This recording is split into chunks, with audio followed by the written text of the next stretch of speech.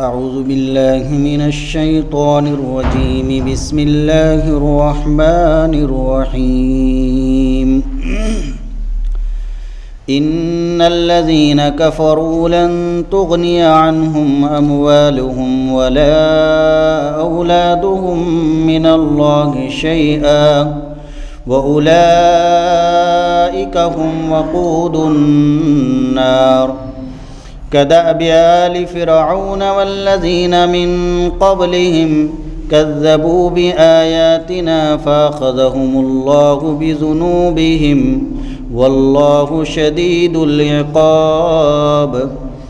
قل للذين كفروا ستغلبون وتحشرون إلى جهنم وبئس المهاد.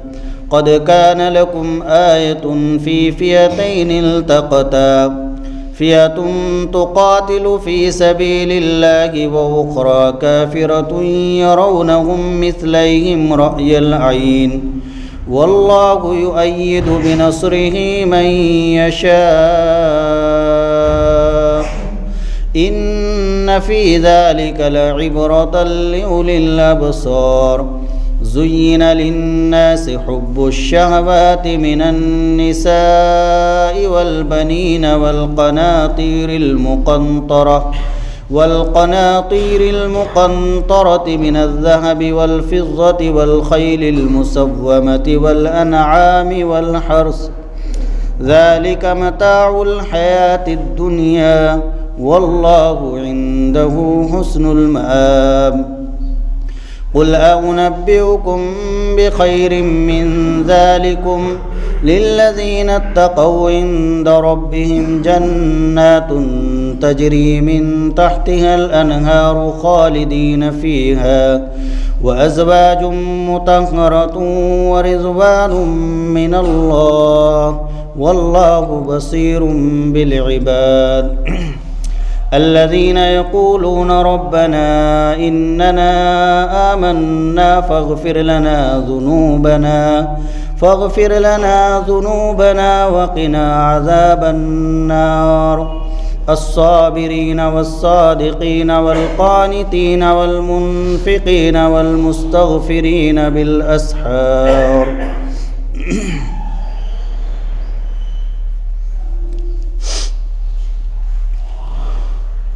جن لوگوں نے کفر اپنایا لن تغنی عنہم اموالہم ولا اولادہم من اللہ شیئا، اللہ کے مقابلے میں نہ تو ان کا مال ان کو کچھ کام آئے گا اور نہ ہی ان کے اولاد.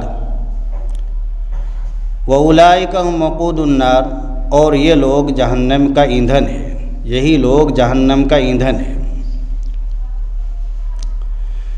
یہاں سے بیان شروع ہو رہا ہے ان لوگوں کا کہ جنہوں نے نبی پاک صلی اللہ علیہ وسلم کی دعوت کو قبول نہیں کیا اور باوجود توحید کے تمام تر دلائل کے، سب دلیل توحید کی موجود ہے کہ اللہ ایک ہے، لیکن اس کے باوجود بھی اللہ کو ایک نہ مان کر کفر پر ہی جمے رہے اور کفر ہی اختیار کیا، اپنایا، تو ان کا انجام دنیا کے اندر بھی برا ہوگا اور آخرت کے اندر بھی برا ہوگا. چنانچہ اللہ تعالیٰ فرماتے ہیں کہ جن لوگوں نے کفر اپنایا ہے، کفر اختیار کیا ہے، کافر ہیں، مشرک ہیں، تو اللہ کے مقابلے میں نہ تو ان کی اولاد ان کے کوئی کام آئے گی. اللہ تعالیٰ جب ان کو سزا دیں گے تو اولاد ان کو بچا نہیں سکے گی، اور نہ ہی ان کا مال اللہ کے مقابلے میں کچھ کام آئے گا کہ مال دے کر چھٹکارا حاصل ہو جائے، یہ بھی نہیں ہوگا. تو مال اور اولاد یہ اللہ کے مقابلے میں کچھ کام نہیں آئیں گے، اور یہ کافر لوگ جہنم کا ایندھن ہے. کداب آل فرعون والذین من قبلہم، ان کافروں کا حال ایسا ہی ہے جیسا کہ فرعون کے لوگوں کا حال تھا اور ان سے پہلے لوگوں کا حال تھا. موجودہ کافروں کا حال اور یہودیوں کا حال ایسا ہی ہے جیسا کہ فرعون کا حال تھا اور ان سے پہلے لوگوں کا حال تھا. وہ کیا حال تھا، ان کا کیا معاملہ تھا؟ کذبوا بآیاتنا، ان لوگوں نے ہماری آیات کو جھٹلایا، تکذیب کی. اب جب جیسے انہوں نے ہمارے آیات کو جھٹلایا تھا، تکذیب کی تھی اور کفر کو اپنایا تھا، تو ایسے ہی آج کل کے یہ مشرکین، یہود، نصارہ یہ بھی ہماری آیات کو جھٹلا رہے ہیں اور کفر کو اپنا رہے ہیں۔ جو انجام ان لوگوں کا ہوا تھا وہی انجام ان کا ہوگا۔ چنانچہ اللہ تعالیٰ نے ان کا انجام بیان فرمایا، فَأَخَذَهُمُ اللَّهُ بِذُنُوبِهِمْ، اللہ تعالیٰ نے ان کی پکڑ کر لی ان کے گناہوں کی وجہ سے، اللہ نے ان کی پکڑ کی، اللہ نے ان کی گرفت کی ان کے گناہوں کی وجہ سے۔ واللہ شدید العقاب، اور اللہ تعالیٰ سخت سزا دینے والے ہیں، سخت عذاب دینے والے ہیں۔ قل للذین کفروا ستغلبون وتحشرون الی جہنم وبئس المہاد، اے محمد صلی اللہ علیہ وسلم آپ ان لوگوں سے کہہ دیجئے جنہوں نے کفر کو اپنایا ہے، کفر کو اختیار کیا ہے، ستغلبون وتحشرون الی جہنم، کہ ان قریب تم مغلوب ہو جاؤ گے، ان قریب تم مغلوب ہو جاؤ گے، ہار جاؤ گے۔ وتحشرون الی جہنم، تو دنیا کے اندر تمہاری ذلت یہ ہوگی کہ تم مغلوب ہو جاؤ گے، ایمان والے غالب ہوں گے۔ وتحشرون الی جہنم، اور آخرت کے اندر تمہاری ذلت اور رسوائی ہوگی کہ تمہیں جہنم کی طرف جمع کیا جائے گا، جہنم میں ڈالا جائے گا۔ وبئس المہاد، اور جہنم بہت برا ٹھکانہ ہے۔ یہ جو کہا جا رہا ہے کہ کافر مغلوب ہو جائیں گے، تو اس سے مراد ہیں نبی پاک صلی اللہ علیہ وسلم کے زمانے کے کافر۔ اخروی اعتبار سے تو ہر کافر مغلوب ہے، ہر کافر ذلیل و رسوا ہے، اور نبی پاک صلی اللہ علیہ وسلم کے زمانے کے جو کافر تھے تو دنیا کے اندر بھی ذلیل و رسوا ہوئے، مغلوب ہوئے۔ چنانچہ مسلمانوں کی ایک چھوٹی سی جماعت تھی، آگے مثال اللہ تعالیٰ نے بیان کی، وہ کفار کی، مشرکین کی بڑی جماعت پر غالب آ گئی، اور جو یہود تھے وہ ان کو جلا وطن کر دیا گیا، شہر بدر کر دیا گیا، اور جو وہاں رہے بھی تو جزیہ اور ٹیکس دے کر رہیں گے۔ تو یہ ان کے لیے دنیا کے اندر مغلوبیت اور ذلت اور رسوائی تھی، اور آخرت کے اندر تو ہر کافر کے لیے ذلت اور رسوائی متعین ہے۔ چنانچہ آگے اللہ تعالیٰ نے مثال بیان کی کافروں کے مغلوب ہونے کی، قد کان لکم فی آیۃ فی فئتین التقطا، تمہارے لیے ایک بڑی نشانی ہے ان دو جماعتوں میں، ان دو گروہوں میں جو آپس میں ایک دوسرے سے بھڑے، جن کی مٹ بھیڑ ہوئی ایک دوسرے سے۔ فئۃ تقاتل فی سبیل اللہ، ایک جماعت تو وہ تھی کہ جو اللہ کے راستے میں لڑ رہی تھی، مسلمانوں کی جماعت تھی۔ اس آیت شریفہ میں اشارہ کیا جا رہا ہے غزوہ بدر کے واقعے کی طرف۔ غزوہ بدر میں، بدر کی جو لڑائی ہوئی اس میں ایک مسلمانوں کی جماعت تھی، ایک کافروں کی جماعت تھی۔ مسلمانوں کی جماعت اللہ کی رضا کے لیے اور اللہ کی خوشنودی کے لیے، اللہ کے کلمے کی بلندی کے خاطر، اللہ کے دین کی سرفرازی کی خاطر لڑ رہی تھی، اور دوسری جماعت کافروں کی تھی۔ اور دونوں جماعتوں میں مادی اعتبار سے، اسباب کے اعتبار سے زمین و آسمان کا فرق تھا۔ کافروں کی جماعت کی تعداد غزوہ بدر میں 1000 تھی، اور وہ 1000 مسلح تھے، ہتھیار تھے ان کے پاس، 700 اونٹ تھے، 100 گھوڑے تھے۔ اور جو مسلمانوں کی جماعت تھی وہ تعداد کے اعتبار سے بھی کم تھی، 300 سے کچھ زائد، 313 مشہور ہے، 313 کا قول۔ تو کافروں کی تعداد 2 گنا زیادہ مسلمانوں سے، اور مسلمانوں کے پاس مادی اسباب بھی کچھ نہیں، نہ ہونے کے درجے میں۔ 70 اونٹ تھے، ادھر 700 ہے۔ کافروں کے پاس 700 اونٹ اور یہاں 70 اونٹ، صرف 70 اونٹ۔ ان کے پاس 100 گھوڑے تھے، یہاں صرف 2 گھوڑے ہیں، اور زرے 6، تلواریں 8، بس یہ ہے ساز و سامان۔ اور اللہ تعالیٰ بیان کر رہے ہیں وَأُخْرَىٰ كَافِرَةٌ يَرَوْنَهُمْ مِثْلَيْهِمْ رَأْيَ الْعَيْنِ، دوسری جماعت کافروں کی تھی، يَرَوْنَهُمْ مِثْلَيْهِمْ رَأْيَ الْعَيْنِ، وہ ان کو دیکھ رہے تھے اپنے سے 2 گنا کھلی آنکھوں۔ ہر ایک جماعت جو ہے دوسرے کو زیادہ نظر آ رہی تھی۔ کافروں کو مسلمانوں کی عجیب بات تھی، اللہ کی قدرت کا ایک عجیب تماشا تھا کہ مسلمانوں کی جماعت کافروں سے بہت کم، 2 گنا کم ہے، لیکن اللہ تعالیٰ نے ایک عجیب ایسی حالت اور کیفیت طاری فرمائی، ایک عجیب حال تھا کہ کافروں کو مسلمانوں کی تعداد اپنے سے زیادہ نظر آ رہی تھی۔ یہ اللہ تعالیٰ نے اس لیے کیا تاکہ ان کافروں کے دلوں میں مسلمانوں کا رعب بیٹھ جائے۔ اور مسلمانوں کی کیا حالت تھی؟ مسلمانوں کو بھی کافروں کی تعداد اپنے سے 2 گنا زیادہ نظر آ رہی تھی۔ یہ اس لیے تاکہ مسلمان اللہ کی طرف متوجہ ہوں، اللہ کی طرف رجوع کرے، اللہ کی مدد کی اللہ سے دعا کرے اور اللہ کی مدد ان کے شامل حال ہو۔ جب انسان اللہ کی طرف متوجہ ہوتا ہے تو پھر اللہ کی مدد آتی ہے۔ چنانچہ ہوا ایسے ہی، واللہ یؤید بنصرہ من یشاء، اللہ تعالیٰ نے مسلمانوں کو غالب کیا، اور کفار باوجود اس کے کہ ان کے پاس تمام ساز و سامان تھا، ہتھیار تھے، لیکن وہ مغلوب ہوئے، شکست ہوئی ان کو۔ اللہ تعالیٰ اپنی مدد سے جس کی چاہتے ہیں تائید فرماتے ہیں، بے شک کہ اس میں عبرت ہے، بڑی عبرت ہے آنکھوں والوں کے لیے۔ زُيِّنَ لِلنَّاسِ حُبُّ الشَّهَوَاتِ مِنَ النِّسَاءِ وَالْبَنِينَ وَالْقَنَاطِيرِ الْمُقَنطَرَةِ مِنَ الذَّهَبِ وَالْفِضَّةِ وَالْخَيْلِ الْمُسَوَّمَةِ وَالْأَنْعَامِ وَالْحَرْثِ۔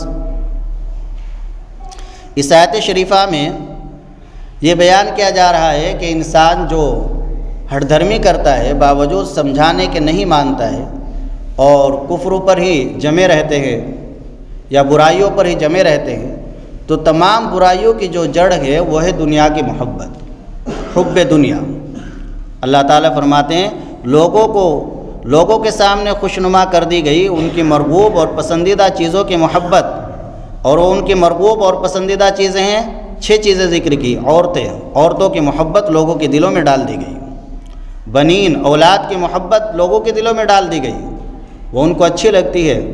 والقناطیر المقنطرۃ من الذهب والفضة، اور سونے چاندی کے لگے ہوئے ڈھیر، ان کی محبت، سونے چاندی کی محبت۔ والخیل المسومہ، اور نشان لگے ہوئے گھوڑوں کی محبت، گھوڑوں کی سواری کی محبت، اس زمانے میں کاریں کہہ لیجئے۔ والانعام، چوپاؤں کی محبت اور کھیتی باڑی کی محبت۔ ذالک متاع الحیات الدنیا، یہ سب دنیاوی زندگی کا ساز و سامان ہے۔ واللہ عندہ حسن المآب، اور اللہ کے پاس اچھا ٹھکانہ ہے، ہمیشہ کی جو نفع مند چیز ہے وہ اللہ کے یہاں ہے۔ اس آیت شریفہ میں یہ بیان کیا گیا ہے کہ اصل تمام برائیوں کی جو جڑ ہے وہ دنیا کی محبت ہے۔ دنیا کی محبت میں جب آدمی پھنس جاتا ہے تو پھر وہ کسی بھی برائی کو چھوڑنے کے لیے جلدی سے تیار نہیں ہوتا۔ حدیث پاک میں بھی ارشاد فرمایا گیا، راس کل خطیئۃ حب الدنیا، حب الدنیا راس کل خطیئۃ، ہر برائی کی جڑ، ہر گناہ کی جڑ دنیا کی محبت ہے۔ جب آدمی دنیا کی محبت کی دلدل میں پھنس جاتا ہے تو پھر وہ ہر برائی میں مبتلا ہو جاتا ہے، آسانی کے ساتھ بڑے سے بڑا گناہ کر لیتا ہے، اس کے دل پر کوئی بوجھ نہیں ہوتا، کوئی بھاری پن محسوس نہیں ہوتا۔ حالانکہ یہ جو دنیا کی چیزیں ہیں یہ اللہ تعالیٰ نے ضرورت کے لیے بنائی ہے، تو ضرورت کے بقدر ان کو استعمال کریں، لیکن اپنے دل کے اندر ان کو جگہ نہ دیں، اپنے دل کے اندر جگہ نہ دیں۔ اگر دل کے اندر ان چیزوں کی محبت آ جائے گی، دل کے اندر ان چیزوں کی محبت آ جائے گی تو پھر انسان کی آخرت برباد ہو جائے گی۔ آپ دیکھ لیجئے کہ دنیا میں آدمی جو بھاگ دوڑ کرتا ہے تو بیوی کے لیے، بچوں کے لیے، مال اکٹھا کرنے کے لیے، سواری کے لیے، مکان کے لیے، اپنی آرائش اور آرام کی چیزوں کو حاصل کرنے کے لیے سب بھاگ دوڑ کرتا ہے، اور ان سب کی چیزوں کی محبت بھی اللہ نے دل میں ڈالی ہے۔ اب ایک سوال ہوتا ہے کہ جب اللہ نے ان چیزوں کی محبت دل میں ڈالی ہے تو پھر یہ کیوں کہا گیا کہ ہر برائی کی جڑ دنیا کی محبت ہے؟ اور یہ محبت دل میں ڈالنے کی کیا حکمت ہے؟ اللہ تعالی حکیم ہے، اور حکیم کا کوئی کام حکمت سے خالی نہیں ہوتا۔ اللہ کے ہر حکم میں ہزاروں حکمتیں، ہزاروں مصلحتیں ہیں۔ چنانچہ یہ جو ہمارے دلوں کے اندر ان چیزوں کی محبت ہے، بیوی کی محبت ہے، اولاد کی محبت ہے، مال کی محبت ہے، تو اس میں بھی اللہ تعالیٰ کی ہزاروں حکمتیں ہیں۔ ایک موٹی سی حکمت یہ ہے، علماء نے بیان کی ہے کہ اگر ان چیزوں کی محبت انسان کے دل میں نہ ہو تو دنیا کا نظام ہی درہم برہم ہو جائے۔ دنیا کا جو نظام چل رہا ہے وہ ان چیزوں کی محبت دل کے اندر ہے، اسی وجہ سے چل رہا ہے۔ مزدور مزدوری کے لیے نکلتا ہے اس وجہ سے کہ میں پیسے اکٹھے کر کے لاؤں تاکہ اپنی بیوی کو کھلاؤں، اپنے اولاد کو کھلاؤں، کچھ پیسے جمع کر لوں تاکہ بوقت ضرورت میرے کام آ سکے۔ تو اگر بیوی کی، اولاد کی دل کے اندر محبت نہ ہوتی تو کون مزدوری کرنے جاتا، کون دکاندار دکان پر بیٹھتا؟ تو یہ سب جو نظام کائنات چل رہا ہے تو اس کی بنیاد اسی چیز پر ہے کہ اللہ تعالیٰ نے ان چیزوں کی انسانوں کے دلوں میں محبت رکھ دی۔ اللہ نے محبت رکھی ان چیزوں کی۔ اور دوسری ایک حکمت یہ ہے کہ اگر انسان کے دل میں ان چیزوں کی محبت نہ ہوتی تو پھر اسے جنت کی نعمتوں کا ذائقہ معلوم نہ ہو۔ اگر دنیا کے اندر انسان کو پتہ ہی نہ چلے کہ اے سی کیا چیز ہے، ٹھنڈک اس سے حاصل ہوتی ہے، سردی ہو رہی ہے ہیٹر کیا چیز ہے، اس سے گرمی حاصل ہوتی ہے، سونا چاندی کی قدر کیا ہے، عمدہ مکان کی، محل کی قدر کیا ہے، تو اگر ان چیزوں کا اس نے ذائقہ ہی نہ چکھا ہوتا دنیا کے اندر تو پھر جنت کی نعمتوں کی قدر اسے کیسے معلوم ہوتی؟ جنت میں جو اللہ نے طرح طرح کی نعمتیں پیدا فرما رکھی ہے تو ان کی قدر جبھی تو معلوم ہوگی اور جبھی ان کو حاصل کرنے کی تمنا کرے گا اور حاصل کرنے کے اعمال کرے گا جب ان کا ذائقہ دنیا کے اندر چکھا ہوگا۔ تو یہ بھی اللہ تعالیٰ کی ایک حکمت ہے۔ جنت میں اللہ نے طرح طرح کی نعمتیں تیار کر رکھی ہے۔ وَأُزْلِفَتِ الْجَنَّةُ لِلْمُتَّقِينَ غَيْرَ بَعِيدٍ، اللہ تعالیٰ فرما رہے ہیں کہ متقی لوگوں کے جنت بالکل قریب کر دی جائے گی، ذرا سی بھی دور نہیں ہوگی۔ هَذَا مَا تُوعَدُونَ لِكُلِّ أَوَّابٍ حَفِيظٍ، اور ان جنتیوں سے کہا جائے گا کہ یہ وہ چیز ہے جس کا دنیا میں تم سے وعدہ کیا جاتا تھا کہ تم نیک اعمال کرو گے تمہیں جنت ملے گی، یہ جنت ہے۔ کس کے لیے؟ لِكُلِّ أَوَّابٍ حَفِيظٍ، ہر اواب کے لیے، ہر اس شخص کے لیے جو اللہ سے خوب لو لگانے والا ہے، اور حفیظ کے لیے جو اللہ کے احکام کی پابندی کرنے والا ہے۔ اواب و حفیظ کی تفسیر حضرت عبداللہ ابن مسعود رضی اللہ تعالیٰ عنہ فرماتے ہیں کہ اواب و حفیظ سے مراد وہ شخص ہے جو خلوت میں، تنہائی میں اپنے گناہوں کو یاد کر کے اللہ کے سامنے روئے اور استغفار کرے۔ تنہائی میں اپنی زندگی کے گناہوں کو یاد کرے اور اللہ سے توبہ و استغفار کرے، وہ ہے اواب و حفیظ، اس کے لیے ہے جنت، اس کے لیے جنت ہے۔ اور حضرت ابو ہریرہ رضی اللہ تعالیٰ عنہ فرماتے ہیں کہ نبی پاک صلی اللہ علیہ وسلم نے ارشاد فرمایا، اواب و حفیظ وہ شخص ہے جو اشراق کی 4 رکعت پڑھے، اشراق کی 4 رکعت پڑھے، وہ ہے اواب حفیظ، اس کو کہا جا رہا ہے لکل اواب حفیظ۔ اشراق کی صبح کو آدمی 4 رکعت پڑھ لے، 2 رکعت پڑھ لے، بڑی فضیلت ہے۔ اللہ تعالیٰ دن بھر کے کاموں کی ذمہ داری لے لیتے ہیں۔ فجر پڑھے آدمی، فجر کے بعد بیٹھ کر تلاوت کرتا رہے، اللہ کا ذکر کرتا رہے، اشراق کا وقت ہو جائے، اشراق پڑھ کر پھر اپنے گھر جائے، کام کاج پر لگے، پھر دیکھے دن بھر اس کی کیسی برکت رہتی ہے، کیسی نورانیت رہتی ہے۔ خیر، اللہ تعالیٰ نے جو ہمارے دلوں کے اندر ان چیزوں کی محبت ڈالی ہے تو اس میں اللہ کی بہت سی حکمتیں ہیں۔ ایک حکمت یہ ہے جو قرآن کریم کی ایک آیت سے بھی معلوم ہوتی ہے کہ اللہ تعالیٰ بندوں کی آزمائش کرنا چاہتے ہیں، امتحان لے رہے ہیں اللہ تعالیٰ کہ دیکھو ہم نے تمہارے دلوں کے اندر دنیا کی محبت رکھی ہے اور تمہارے سامنے آخرت بھی ہے، تو ہم یہ دیکھتے ہیں کہ کون اس دنیا کی محبت میں پھنس کر آخرت کو بھلاتا ہے اور کون آخرت کو یاد رکھتا ہے۔ انا جعلنا مع الارض زینۃ لنبلوہم ایہم احسن عملا، اللہ فرما رہے ہیں کہ دنیا کی چیزیں ہم نے زینت، خوبصورتی اس لیے بنائی تاکہ ہم آزمائش کر لیں، دیکھ لیں کہ کون ہے اچھے عمل والا، یعنی کون اپنے آخرت کو دنیا کی محبت کے باوجود یاد رکھتا ہے اور کون غفلت برتتا ہے، آخرت کو بھلا دیتا ہے۔ یہ آزمائش مقصود ہے۔ قُلْ أُنَبِّئُكُمْ بِخَيْرٍ مِّن ذَلِكُمْ، اللہ تعالیٰ فرماتے ہیں کہ یہ سب چیزیں بے شک تمہیں پسند ہے، بیوی پسند ہے، اولاد پسند ہے، سونا چاندی پسند ہے، گھوڑے پسند ہے اور چوپائے پسند ہے، کھیتی باڑی پسند ہے، قل اعنبئکم، اے محمد صلی اللہ علیہ وسلم آپ ان سے کہہ دیجئے کہ کیا ان تمام چیزوں سے بہتر چیز تمہیں بتلائیں؟ ان تمام چیزوں سے بہتر چیز تمہیں بتلاؤں؟ للذین اتقوا عند ربہم جنات تجری، یہ ہے متقین کے لیے ان کے پروردگار کے یہاں ایسے باغات ہیں کہ جن کے نیچے نہریں جاری ہوگی، خالدین فیہا، جن میں وہ ہمیشہ ہمیشہ رہیں گے۔ یہ ان تمام نعمتوں سے بڑھ کر ہے۔ وازواج مطہرہ، اور صاف ستھری عورتیں ہوں گی، حوریں ہوں گی، ہر طرح کی گندگی سے، ناک کی ریزش سے، حیض و نفاس سے، پیشاب پاخانے سے وہ صاف پاک صاف ہوں گی۔ ورضوان من اللہ، جنت کے اندر بے شمار نعمتیں۔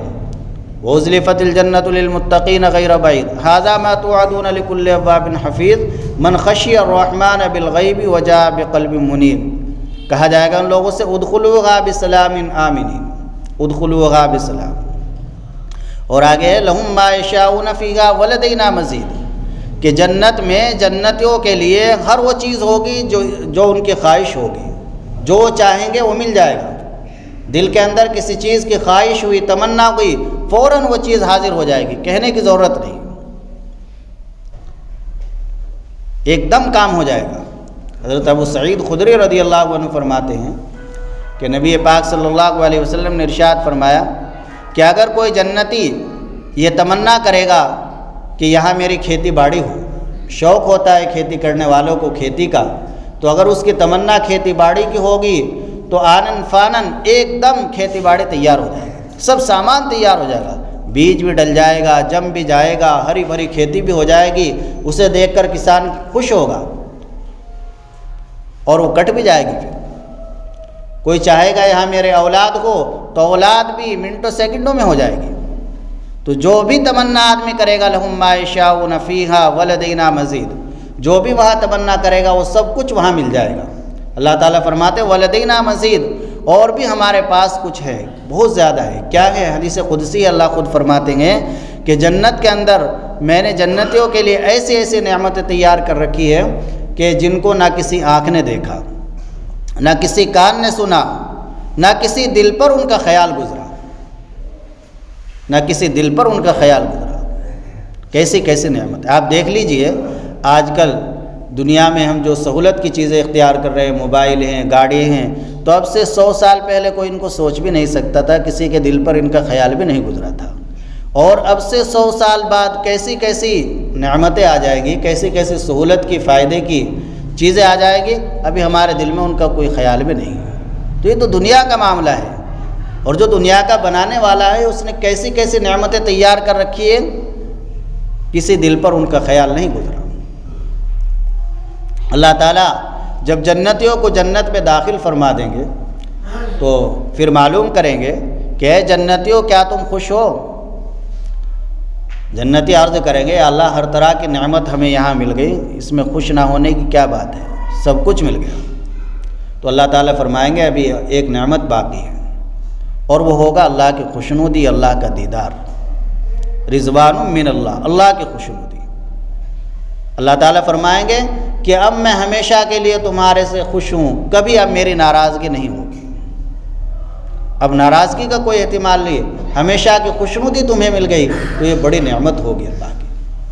اور جنتیوں کو صحیح حدیثوں میں ہے ہر جمعے کو بہت عمدہ قسم کے گھوڑے دیے جائیں گے جن کا ہم تصور بھی نہیں کر سکتے، سوچ بھی نہیں سکتے، اور ان گھوڑوں پر وہ اپنے رشتہ داروں سے، تعلق والوں سے ملنے جایا کریں گے، ہر ہفتے وہ گھوڑے دیے جایا کریں گے۔ کیسے گھوڑے ہوں گے؟ اللہ ہر ایمان والے کو عطا فرمائے جل۔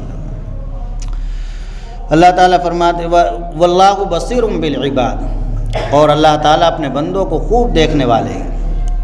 وہ متقین وہ لوگ جو یوں کہتے ہیں اے ہمارے پروردگار ہم ایمان لائے، ہمیں ہمارے گناہوں کو معاف کر دیجئے اور ہمیں جہنم کے عذاب سے بچا لیجئے۔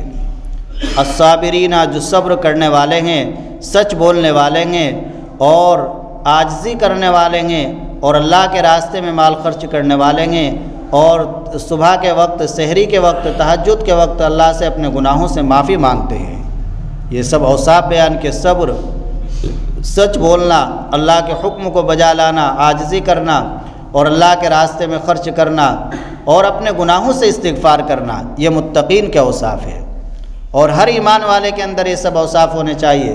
صبر ہونا چاہیے، کوئی پریشانی آ گئی تو جزا فضا نہ کرے، شکوہ شکایت نہ کرے، اللہ کی طرف رجوع کرے اور یہ یقین رکھے کہ اچھا ہو یا برا سب اللہ کی طرف سے ہے، یہ ہے سب، اور میرا اللہ ہی میری اس پریشانی کو دور کرے گا۔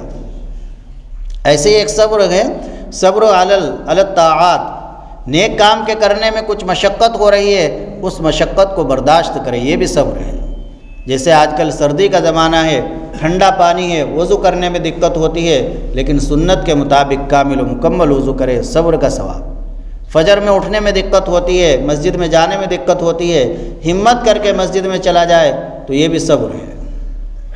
اور تہجد میں اٹھے، رات لمبی ہو رہی ہے، اللہ سے اپنے گناہوں کی معافی مانگے۔ متقین کا خاص شیوہ، اللہ کے اولیاء کی خاص صفت ہے تہجد پڑھنا، تہجد کے وقت استغفار کرنا، اپنے گناہوں سے معافی مانگنا۔ اللہ ہم سب کو عمل کی توفیق عطا فرمائے۔